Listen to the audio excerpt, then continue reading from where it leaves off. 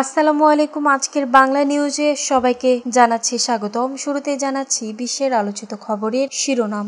Israeli বাহিনীর টানা অভিযান এবং ত্রাণবাহী ট্রাক প্রবেশে বাধা দিয়ায় ফিলিস্তিনের গাজা যে অবতরণীয় ক্ষুধার সংকট দেখা দিয়েছে, অবশেষে তার স্বীকার করলেন মার্কিন প্রেসিডেন্ট ডোনাল্ড ট্রাম্প। ফিলিস্তিনের গাজায় ইসরায়েল গণহত্যা চালাচ্ছে বলে উল্লেখ করেছে ইসরায়েল ভিত্তিক শীর্ষস্থানীয় দুটি মানবাধিকার সংস্থা ব'তসেলেম ও ফিজিশিয়ানস ফর হিউম্যান রাইটস। সংস্থা দুটি বলেছে ইসরায়েলকে থামানো দেশটির পশ্চিমা মিত্রদের নৈতিক ও আইনি দায়িত্ব। কম্বোডিয়া এবং থাইল্যান্ড স্থানীয় সময় মধ্যরাত থেকে তাৎক্ষণিক এবং নিঃশর্ত যুদ্ধবিরতি শুরু করতে সম্মত হয়েছে।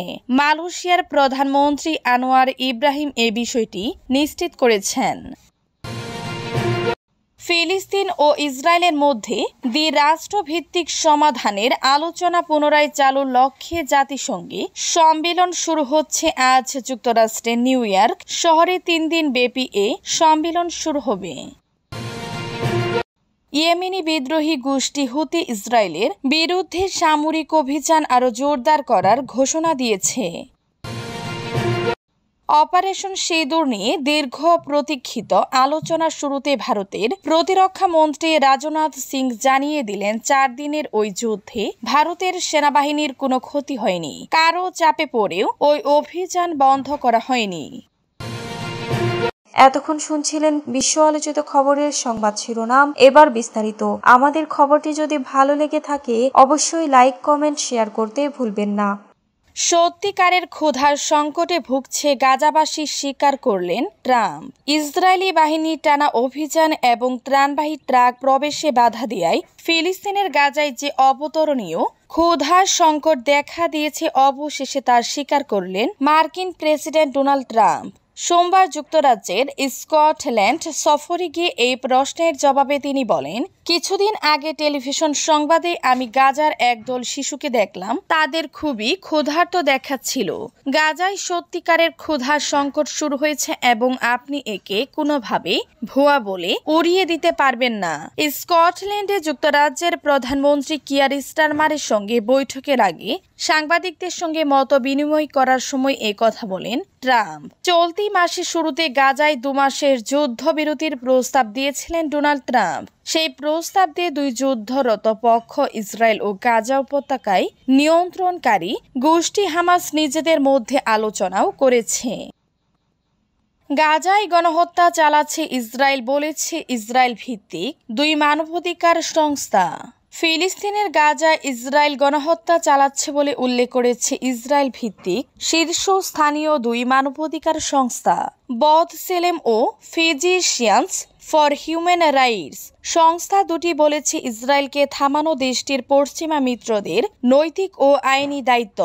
আজ সোমবার মানবাধিকার সংস্থা দুটির প্রকাশিত প্রতিবেদনে বলা হয়, গাজায় বেসামরিক লোকজনের পরিচয় ফিলিস্তিনি হওয়ার আগে কেবল প্রায় 2 বছর ধরে তাদের নিশানা করেছে ইসরায়েল। এর ফলে ফিলিস্তিন সমাজে মারাত্মক কোনো ক্ষেত্রে অপূরণীয় ক্ষতি হচ্ছে।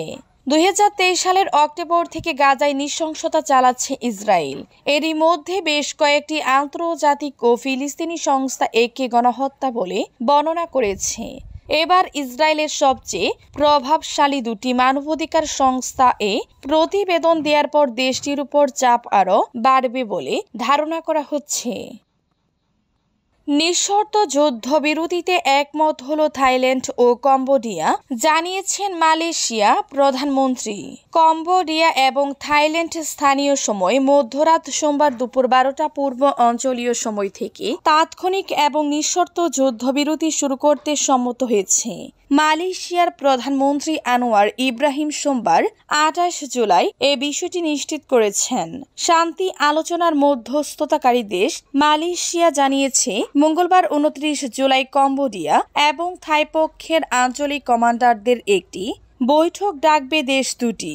মালয়েশিয়ার রাজধানী কুয়ালালামপুরের দক্ষিণে পুত্রাজাই প্রধানমন্ত্রীর সরকারি বাসভবনে কম্বোডিয়ার প্রধানমন্ত্রী হুন মানেত এবং থাইল্যান্ডের ভারপ্রাপ্ত প্রধানমন্ত্রী ফুমথাম ওয়েচা চায়াচাই বৈঠক করেছেন। থাই এবং কম্বোডিয়ার সরকারি কর্মকর্তাদের মতে উভয় পক্ষই সর্বশেষ সীমান্ত উত্তেজনা শুরু করার জন্য একে অপরকে অভিযুক্ত করেছে এবং চলমান লড়াইয়ের জন্য একে অপরকে দোষারোপ করেছে, যার ফলে কমপক্ষে ৩৫ জন নিহত এবং ২০০ জনেরও বেশি আহত হয়েছেন। তাদের সীমান্ত নিয়ে বিরোধ কয়েক দশক ধরে চলে আসছে।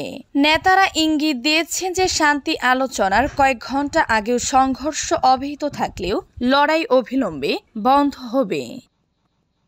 দ্বিরাষ্ট্রীয় সমাধানের লক্ষ্যে জাতিসংঘের সম্মেলন শুরু আজ। ফিলিস্তিন ও ইসরায়েলের মধ্যে দ্বিরাষ্ট্র ভিত্তিক সমাধানের আলোচনা পুনরায় চালুর লক্ষ্যে জাতিসংঘে সম্মেলন শুরু হচ্ছে। আজ সোমবার যুক্তরাষ্ট্রের নিউ ইয়র্ক শহরে ৩ দিন ব্যাপী এ সম্মেলন শুরু হবে। সম্মেলনের নেতৃত্ব দিচ্ছে ফ্রান্স ও সৌদি আরব। সম্প্রতি ফিলিস্তিনকে রাষ্ট্র হিসেবে স্বীকৃতি দেওয়ার পরিকল্পনার কথা জানিয়েছে প্যারিস। 1947 সালে জাতিসংঘে ফিলিস্তিন বিভক্ত করার প্রস্তাব তোলা হয়। পরে ইহুদিদের জন্য ইসরায়েল এবং আরবদের জন্য ফিলিস্তিন রাষ্ট্র প্রতিষ্ঠার সিদ্ধান্ত হয়। সে অনুযায়ী 1948 সালে ইসরায়েলকে রাষ্ট্র ঘোষণা করা হয়। দশকের পর দশক ধরে জাতিসংঘের অধিকাংশ সদস্য ইসরায়েল ফিলিস্তিন দ্বিরাষ্ট্রীয় সমাধানের সমর্থন জানিয়ে আসছে, তবে স্বাধীন ফিলিস্তিন রাষ্ট্র কখনো জাতিসংঘের অধিকাংশ সদস্য ইসরায়েল ফিলিস্তিন দ্বিরাষ্ট্রীয় সমাধানের সমর্থন জানিয়ে আসছে, তবে স্বাধীন ফিলিস্তিন রাষ্ট্র কখনো আলোর মুখ দেখেনি। এএফপির তথ্য অনুযায়ী জাতিসংঘের 193 সদস্য দেশের মধ্যে ফ্রান্স সহ 142টি ফিলিস্তিনকে রাষ্ট্র হিসেবে স্বীকৃতি দেয়। ইসরায়েলে হামলা জোরদার করার ঘোষণা হুতির। ইয়েমেনি বিদ্রোহী গোষ্ঠী হুতি ইসরায়েলের বিরুদ্ধে সামরিক অভিযান আরও জোরদার করার ঘোষণা দিয়েছে। এক বিবৃতিতে হুতি বিশ্বের দেশগুলিকে ইসরায়েলের উপর চাপ প্রয়োগের আহ্বান জানিয়েছে, যাতে তেল আবিব তাদের আগ্রাসন বন্ধ করে এবং গাজার উপর থেকে অবরোধ তুলে নেয়। হুতি বলেছে, ফিলিস্তিনি জনগণের দুর্দশা লাঘব করার নৈতিক ও মানবিক বাধ্যবাধকতা থেকে তারা ইসরায়েলের উপর আক্রমণ তীব্র করার সিদ্ধান্ত নিয়েছে। হুতি জানিয়েছে তারা সামরিক সহায়তা অভিযান জোরদার করার এবং ইসরায়েলের বিরুদ্ধে চতুর্থ পর্যায়ের নৌ অবরোধ বাস্তবায়নের সিদ্ধান্ত নিয়েছে। এ পর্যায়ে হুতি যত বিস্তৃত পরিসরে সম্ভব হামলা চালাবে, ইসরায়েলি বন্দরের সাথে জড়িত যে কোনো কোম্পানির মালিকানাধীন সমস্ত জাহাজকে লক্ষ্যবস্তু করবে হুতি।